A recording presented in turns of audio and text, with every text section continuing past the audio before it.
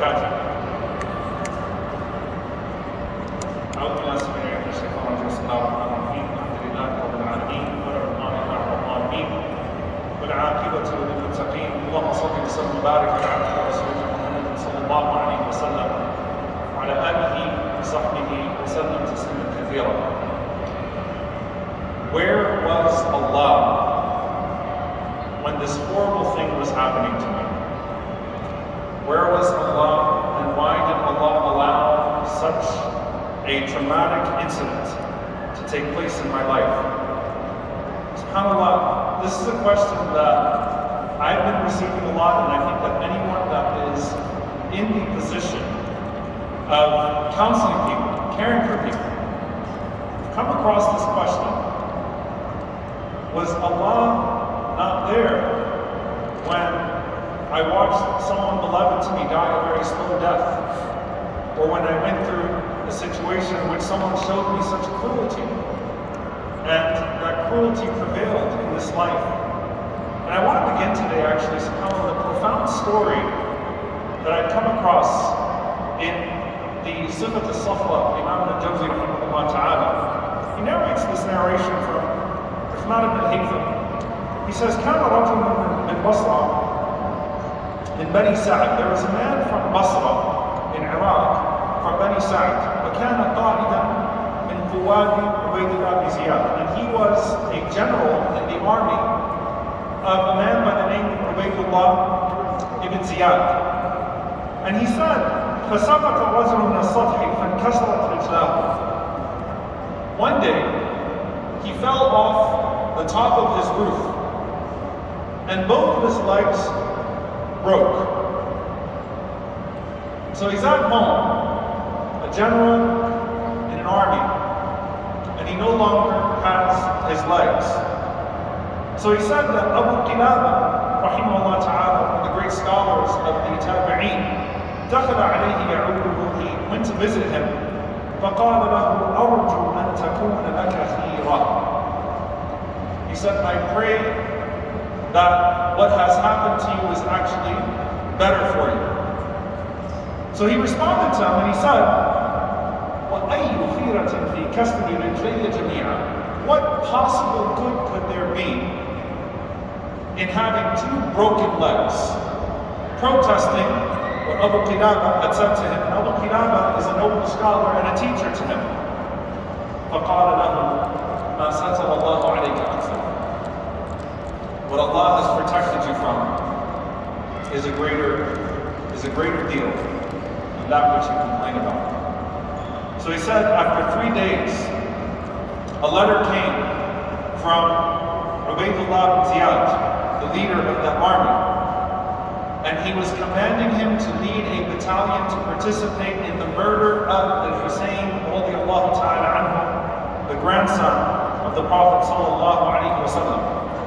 So he said, I responded to him when he came to me, and I said, قَدْ أَصَابَنِي مَا تَرَى. He said, you see what has happened to me, and therefore I cannot participate. And then he heard 4 days later of the murder of al-Hussein radiyallahu ta'ala anhu, and he cried, and he said, رَحِمَ اللَّهُ أَبَا قِلَابَ. May Allah have mercy on Abu Qilaba. He was right. Allah protected me from taking part in the murder of the grandson of the Prophet sallallahu alaihi wasallam. Now this is a story that many of us, as we would read a story like that, we'd say, that's fine that there was closure in this life. Something demonstrated itself at the end of the story that made it all make sense. And I think that all of us, as we look back and reflect on some of the trials that we have been through, while we cannot rationalize each and every single trial, we can look back and perhaps we can think of certain wisdoms and certain things that came out of that, even if that was the simple building of character, or the closeness that we gained to Allah subhanahu wa ta'ala, or the strengthening of faith. And maybe that strengthening of faith came after a period of crisis. But what happens when you're in the middle of it? What happens when you are in your darkest moments? And subhanAllah, every single person, as they are going through their darkest moments, are going to have voices and influences around them, whether they are direct or indirect, that give context to what they are facing. So for example, you find in Musa alayhi salam's case, as they reach the sea, the people of Musa alayhi salam say to him with the army of Fir'aun behind him, "Inna lamudrakun." Look what you got us into. We're caught. It's over. We're going to be butchered by this army of Fir'aun. And you can imagine the effect that can have on someone, the pressure that Musa alayhi salam is already under. You're not helping the situation by telling me, "Inna lamudrakun," we're caught. Let me figure out a way out, right? But it was the yaqeen, the certainty of Musa alayhi salam, not in the stick that was in his hand, but "Inna ma'i rabbi sayahdeen." My Lord is with me, He's going to guide me to a way out. I don't know yet what that way out is. I don't know how. I don't know if that means that lightning is going to come down from the sky and strike the entire army of Fir'aun dead. I don't know if that means that we are going to die as shuhada, as martyrs perhaps. وَلَا تَحْسَبَنَّ الَّذِينَ قُتِلُوا فِي سَبِيلِ اللَّهِ أَمْوَاتٌ. Allah mentions, do not save those who were killed in the way of Allah that they're dead. Ashab al-Ukhdud, the people of the ditch. Allah mentions ذَلِكَ الْفَوْزُ الْكَبِيرُ. They won, they succeeded. Because while in the vision of this world, they were killed, with the first strike to each and every single one of them, they saw their place in paradise. Asya alayhi salam, radiallahu ta'ala anha, if you were watching her, you would think, what a horrible ending for her. But before the stone even touched her body, Allah already had her soul taken to Him in paradise. So Musa alayhi salam could have said, look, we're going to die as shuhada, like the magicians that said, amantu billah, I believe in Allah and I believe in the Lord of Musa and Harun. Allah did not drown the army of Fir'aun then. All of them were killed and they died as shuhada. They woke up as magicians and they went to sleep that night through death as martyrs. But he says, "Inna ma'i rabbi sayahdeen." My Lord is with me. He's going to guide me. And that's where Allah subhanahu wa ta'ala gives him that miracle. When the Prophet ﷺ was in the ditch in Al-Khandaq, and you have these companions that are facing the starvation and an army that is seeking to eradicate the Muslims once and for all. What did the hypocrites say? مَا وَعَدَنَا اللَّهُ وَرَسُولُهُ إِلَّا غُرُورًا. Allah and His Messenger did not promise us except for delusion. Can you imagine? You're sitting there trying to dig the ditch to survive. And there are people that are saying, what's the point of this? Throwing their axes in the air, we're done. Allah and the Messenger sallallahu alaihi wasallam only promised us delusion. But they prevailed. And the Prophet sallallahu alaihi wasallam smiled at that group of people and said, Allahumma la aisha illa aisha al-akhirah. Oh Allah, there is no life except for the life of the hereafter. Have mercy upon and forgive the Ansar and the Muhajir. They came out of it. The hypocrites that said, this is over and Allah and His Messenger only promised us delusion, they were deprived of the reward of that moment. But if you were in the ditch at the time, it would have been a fitna for you. It would have been a trial and tribulation for you as you're digging that ditch. You know what? How did we end up in this situation? We were fine in Medina before the Prophet ﷺ came to us, and now we are facing eradication in the face of this army from Mecca. And then on a deeply individual level, Ayyub alayhi salam, as he's going through what he is going through. And the only two companions of Ayyub alayhi salam, Ayyub overhears them saying, لَقَدْ أَذْنَبَ أَيُّوبَ ذَنْبًا عَظِيمًا. Ayyub must have done something awful. Because if Allah loved Ayyub alayhi salam, He wouldn't punish him this way. You see Ayyub alayhi salam having lost everything. And you see him curled up on a bed, barely able to breathe. And can you imagine the impact on Ayyub alayhi salam when he hears, you must have done something awful for you to be in this situation.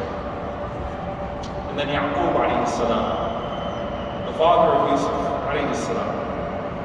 Is it not enough that Yaqub alayhi salam has suffered with the kidnapping of his son by his other sons and not seen him for all of these years. And as he smells the scent of Yusuf alayhi salam, and the people of the household tell him that this is just your craziness, you've just lost it, old man. You don't know what you're talking about again. You've driven us crazy talking about Yusuf. Forget about Yusuf, enough about Yusuf, move on from Yusuf. That's what they told him. Move on. As if he needed to hear that. And he responds with protest. I'm not complaining to you. I'm complaining to Allah subhanahu wa ta'ala. I'm not complaining to you and seeking answers from you.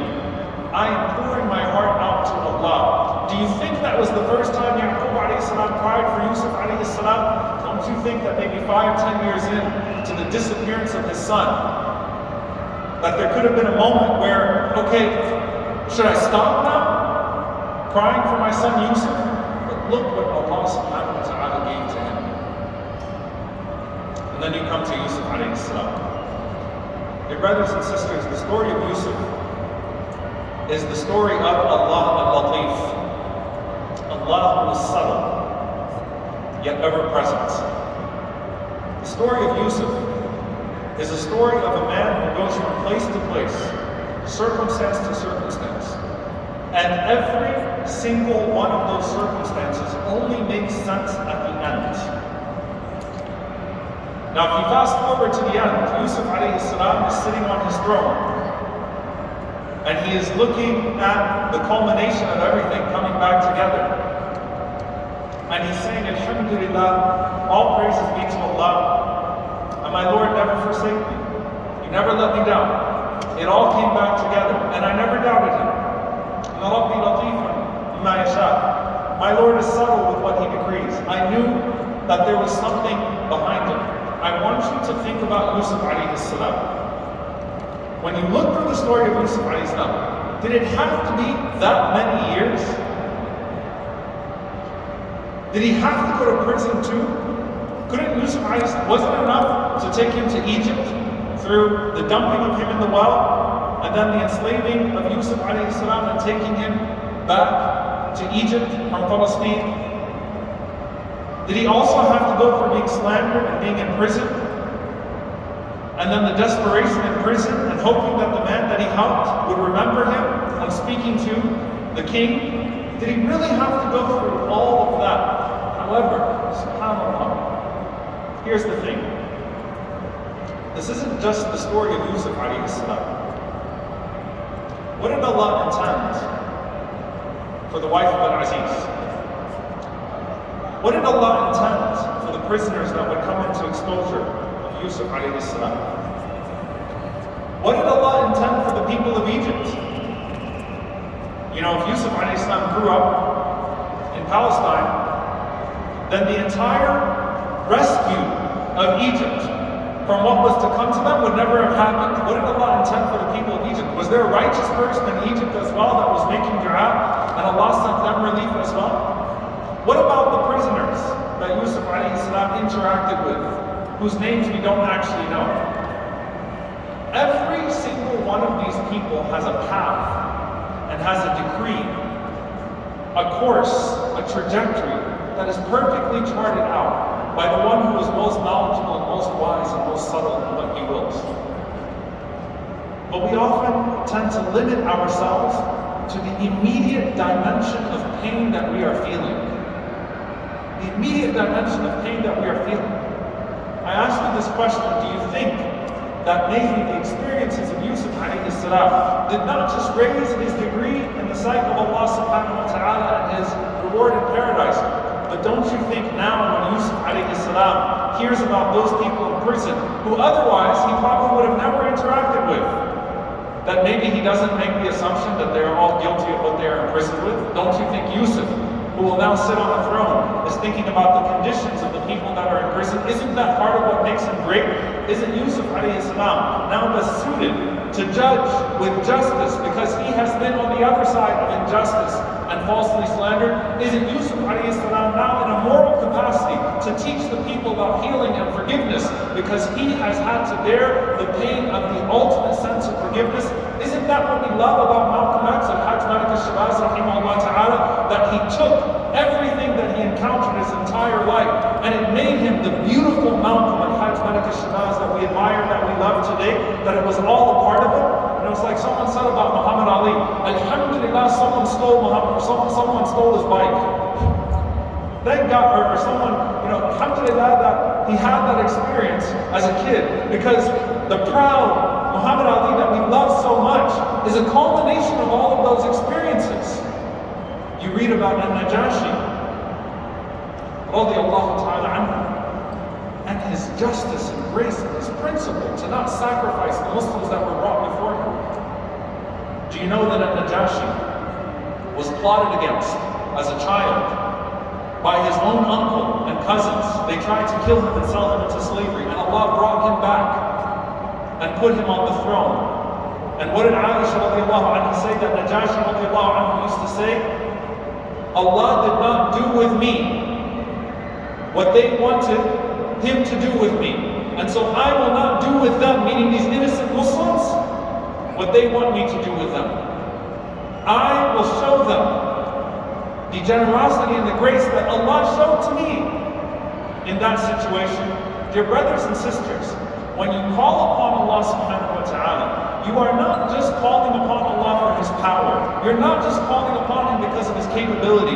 You're calling upon Him for His wisdom as well. And I want you to fast forward, inshallah ta'ala, and think about that moment where you're sitting on your throne, bi'idhnillahi ta'ala, your throne in paradise, like Yusuf alayhi salam. There was a brother who suffered a lot. He told me, I'm patient and I'm seeking Allah's reward, and I have no doubt that Allah will give me what He has promised me. But on the day of judgment, and bi'idhnillahi ta'ala, after we pass into Al-Jannah, I'm going to ask Allah subhanahu wa ta'ala for the explanation of everything that has manifested in my life. And I said, you know what? If you get to Jannah, go ahead. And ask Allah subhanahu wa ta'ala, what was the wisdom of this that I could not understand in the immediate dimension of my pain and in my human limitations, where I can only see a pixel of a picture, and sometimes not even that. Ya Allah, explain it to me. You know what? In Jannah, it all makes sense, and it doesn't even need to make sense, because it's all worth it with the reward that Allah subhanahu wa ta'ala has promised to you. So when someone says to me, can you explain to me why this happened to me in particular? If I was sitting with Yusuf alayhi salam in prison, and Yusuf was to ask, can you tell me why I'm in prison right now after all these years and unjustly accused? I would not have been able to give him an answer. The greatest scholar in the world would not have been able to give him an answer, because it's not in our human capability to do so. But when you call upon Allah, don't limit Allah to your immediate experience. Understand that Allah subhanahu wa ta'ala has charted out a trajectory for you. And you better believe that everything that has happened to you, you don't have to go back and rationalize every single hardship you've been through and sit there and say, maybe this happened for that and I can rationalize it. No, but that the collection of your experiences were given to you in a way to facilitate the best version of yourself in this dunya and the akhirah. I want you to listen to me again. The collection of your experiences, I can promise you, are there to bring out the best version of you in this dunya and give you the best version of Allah's reward in the akhirah, if you heed the lessons. May Allah subhanahu wa ta'ala allow us to heed those lessons. May Allah subhanahu wa ta'ala grant us His perfect reward. Allahumma ameen. Your brothers and sisters, please remain seated, inshallah ta'ala, and I'll be right back. Assalamu alaikum wa rahmatullah.